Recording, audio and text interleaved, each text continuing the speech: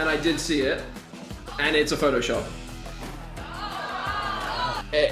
Then ain't none, like I ain't got a call. Welcome back to the channel, everyone. And I gotta tell you, a couple of months ago, I started getting bombarded by messages from you guys all about the same thing. And it was about Andrew Garfield, the famous actor who was doing interviews on television to promote upcoming projects and films. And these interviewers were asking him about the upcoming Spider-Man movie. And you guys wanted to know, is he hiding something? Is he being truthful? What is going on with Andrew Garfield? In this video, we're gonna look at some of those clips, and I'm gonna show you how to know when someone's being honest with you, when someone's trying to hide something from you. Before we start, I do have to say, spoiler alert, obviously, I will be telling you in this video if he was being truthful or if he was being deceptive, so you're gonna find out if he was involved in the movie or not. So if you haven't seen Spider-Man No Way Home and you have the intention of seeing it, maybe you might want to circle back to this video once you have. Okay, now that we can discuss this freely, for those of you who know, Andrew Garfield was in the movie. It was a huge surprise. I don't know about you guys, but the theater I was in went insane. Let me know in the comments if you had the same experience. It was amazing to see when he showed up. But that means that in these interviews, he was just flat out lying to the interviewers, to the camera, to the fans. And we're gonna look right now at some of the signs that might indicate that he was hiding something. But before we do, I gotta say, as far as I'm concerned, in at least some of these interviews, and we're gonna look at them very soon, he nailed it. Like he is so good at what he does. But in a few of these other interviews, there are some signs that he might be hiding something. So I want to start with the first one that I saw. So if you messaged me about this back in September or October, it was because of the Jimmy Fallon interview. So he talked to Jimmy Fallon and he hid this entire thing and he denied being in the movie. And a lot of you sent me that clip. Before we even begin to break it down, let's look at some reasons as to why I believe this would have been a very difficult situation to know exactly what's going on with Andrew Garfield. First of all, before we even begin, like in all my other lie detection videos, I always say that to spot deception, to spot a lie, you have to look for clusters. One indication is never enough. So we look for multiple signs at the same time, and you have to compare it to the person's baseline, how they behave normally. Now, there's a couple of things that Andrew Garfield was doing in the Fallon interview as part of his baseline before the subject even came up that almost disarmed me from being able to figure out if he's lying. For example, throughout the whole interview, he was blinking a lot. His blink rate was increased, and this isn't the first time he does this. So an average blink rate for most people is somewhere in the 15 to 20 blinks per minute area. A lot of studies sort of disagree on this, but they're all in that sort of range. If we look at Andrew Garfield, there are times under no stress during a normal interview as he's recalling stuff that his blink rate is almost twice that. So right away during the questions on Spider-Man, when that blink rate goes up, it doesn't really mean much because it's part of his baseline. And blink rate is a great indicator of deception or stress. Another thing is face touching. In the interview with Fallon, he touched his face a lot, particularly towards the end when asked about Spider-Man, a lot. But this wasn't the first time he had these random face touches. He did it earlier as well. So right off the bat, Andrew Garfield has a baseline that indicates stress to begin with. So when we get to those questions, it's almost like things that normally matter a lot carry a little bit less weight in this situation. The second reason it might be really difficult to figure out in these interviews if he's being truthful or if he's lying is something that my buddy Chase Hughes brought up. Now, you guys know Chase from the channel. He is one of the leading experts on this planet when it comes to deception and behavior analysis. And you reminded me, looking at these videos, about the stakes of a lie. And this is very important to know. Normally, when someone lies, the reason we can see that as behavior analysts is because they're stressed about the lie because of the stakes of the lie. In most cases, if the truth comes out, that person is going to be in trouble and their survival or their status is at risk. So that's why they're trying to hide it. That's why there's nervousness about that information coming out. But think about a white lie, something you tell that doesn't really have a consequence on you. For example, when we're little, we're told, whenever you get a present, put on a great big smile and say, "Oh my God, thank you, I love it," even if it's not true. We're not going to see that many indicators of deception in those cases because it's almost a victimless lie. You're kind of saying this lie to kind of make the person happy in that moment. Well, in the case of Andrew Garfield, not only are there no stakes, but the stakes are negative. In other words, he is protecting the viewers by not revealing the truth. He knows that if he reveals the truth, he spoils the movie, he spoils the surprise for everyone. So there's great benefit for him to keep this bottled up. On the set of Spider-Man, the new Spider-Man movie, and I was like, wow, I'm not sure about that.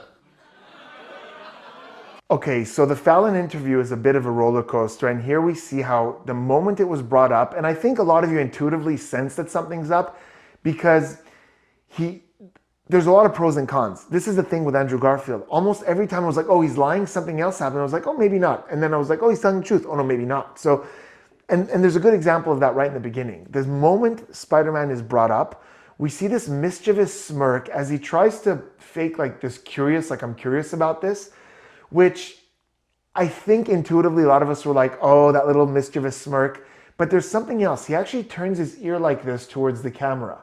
Now, when we're interested in something, we typically turn our ear because we hear it better. Like notice when something happens that you're interested in, you might do this like, what? Wait, what?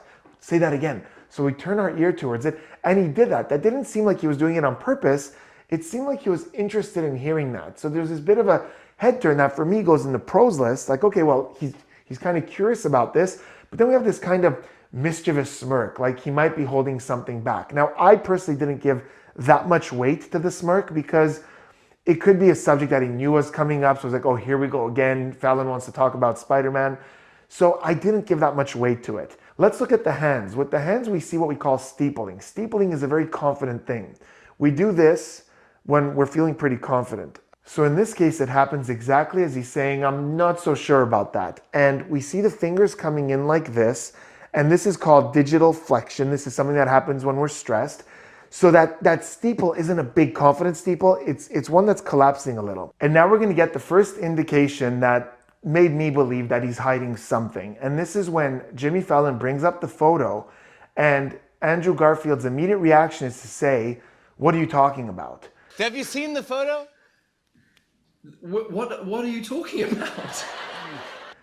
I find it highly doubtful that he had no idea what Jimmy was talking about. That photo had made its way all around the internet, where there was a picture of him on set that had leaked and then had been completely erased from the internet.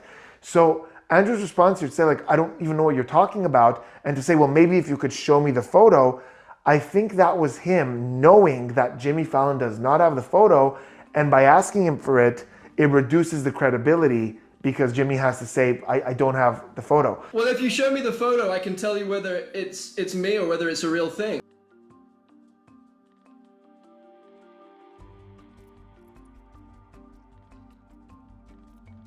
It's been erased. It's been erased off the internet.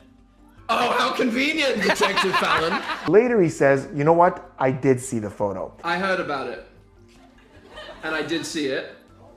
Whenever we see inconsistencies in story, it's a big red flag. That initial denial is a big red flag. So that's when I went, oh, wait a second. But with what he said next, it's again, roller coaster. I was like, oh wait, he's lying. But then he said something that I was like, okay, wait a second. That was really convincing. Let's take a look at that. And I did see it. And it's a Photoshop. So there are a few things happening here that for me, just based on this interview, he actually convinced me. Honestly, good job. Like I've been studying deception my entire life, and that statement right there got me. It's not until I saw a later interview, and I'll show you exactly what I saw in that later interview, that made me go, oh my God, he was lying to Fallon. Here's what it is.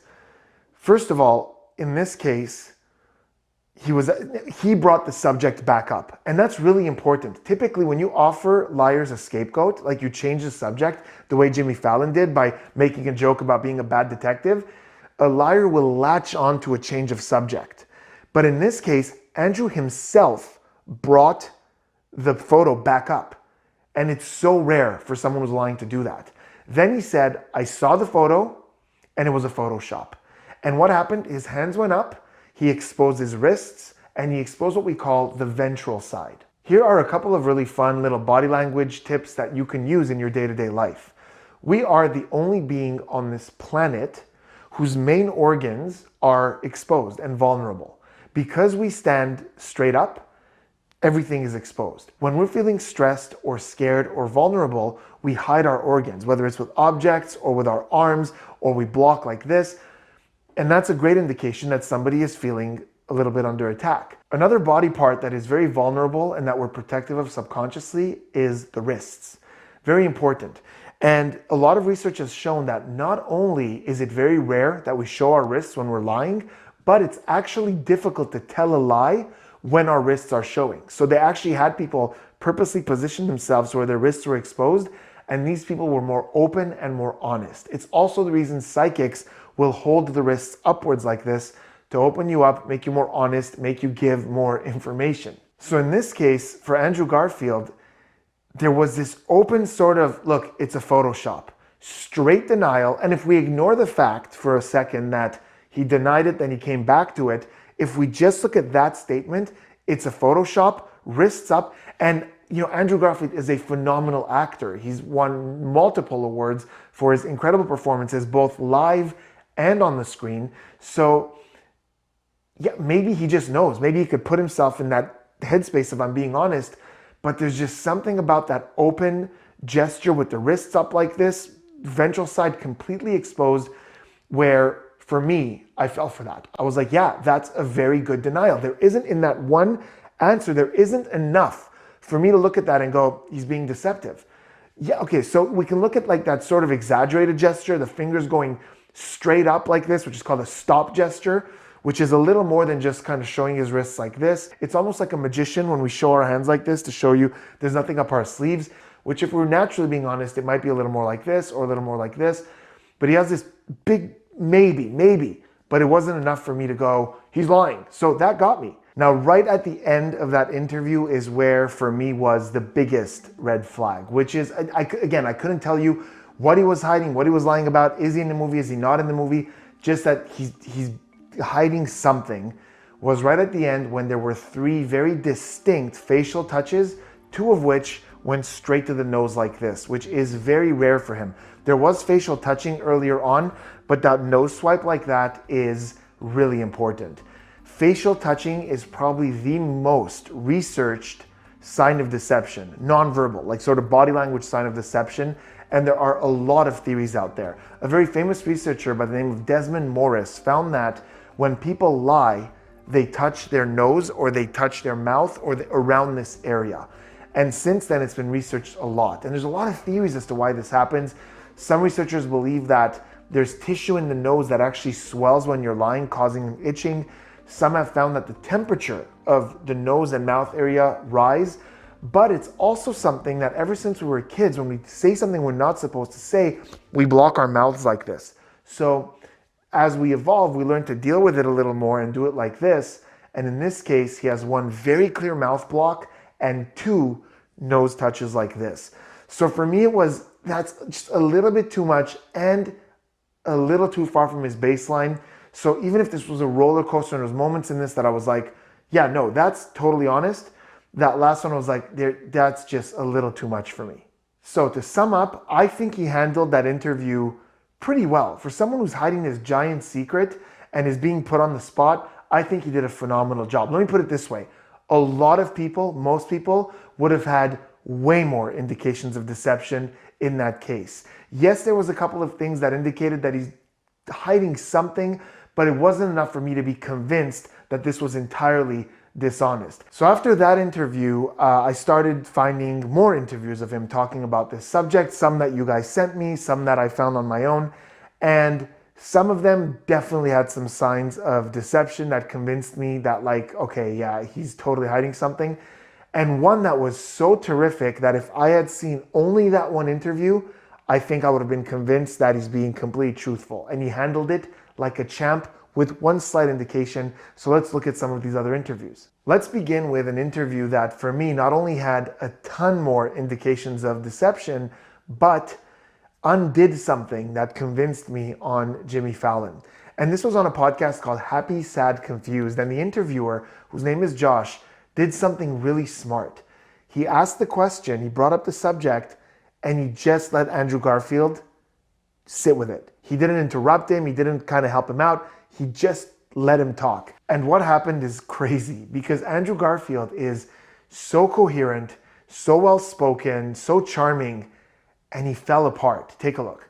And I'm just like, guys, like, Oh no. I wish I could just like be able to speak to everyone and say like, How did this take off? Because you I are. recommend that you chill. Like, listen, then ain't none. Like, I ain't got a call. So like, Okay. So there's a lot going on there. First of all, let's go back to facial touching. I think he touched his face about 87,000 times in those 20 seconds. Second, look at all that hesitation, those pauses. Hesitancy is a really good indication of deception. It's worth a lot. And in this case, he's hesitating, he's stopping, he's thinking, he's trying to formulate an answer, and it's falling apart. Then we have all these likes and ums, and this is called verbal leaks. It's these sort of verbal pauses that kind of give the person an extra second to think. And finally, we have something called speech disfluencies, which is something that he almost never has in his baseline. He's literally falling apart and saying incoherent things. I ain't got no call. Like, that's not something that's really part of his baseline. It's a very strange sort of way to hear him speak. then ain't none. Like, I ain't got a call. So like, So remember what I always say, you need a cluster to know when deception is happening. A lot of things have to happen at the same time. And on the Tonight Show interview, I didn't feel like there was a moment where I saw enough to be like, this is for sure deceptive. But in this one, we're seeing a lot of stuff. We're seeing that hesitation. We're seeing the verbal leaks. We're seeing his speech falling apart. We're seeing the facial touching. We're seeing the absence of a denial. So that one was a little bit messy. I'm a huge fan. I think he handled this so well.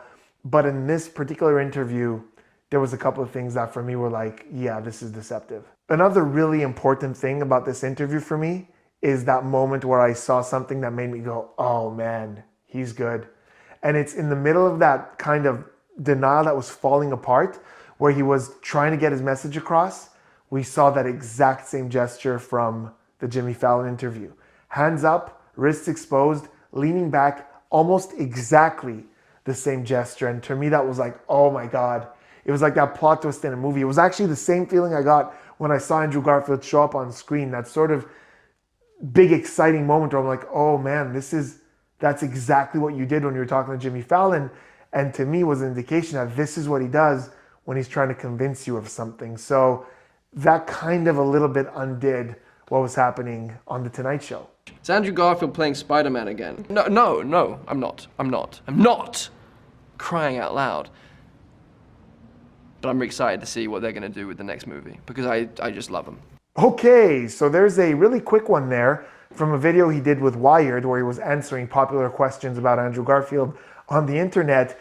And that one certainly does have a very good cluster of deception. First of all, we see anger in his tone, like he's frustrated. And that could be like he's just angry by being asked this question. So we could discard that, like enough with this question already, fine.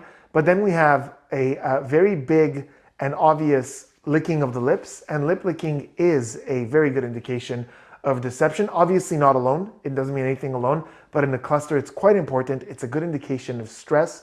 After that, he has a hesitation. He literally just stalls for a moment. Then we see that facial touch again.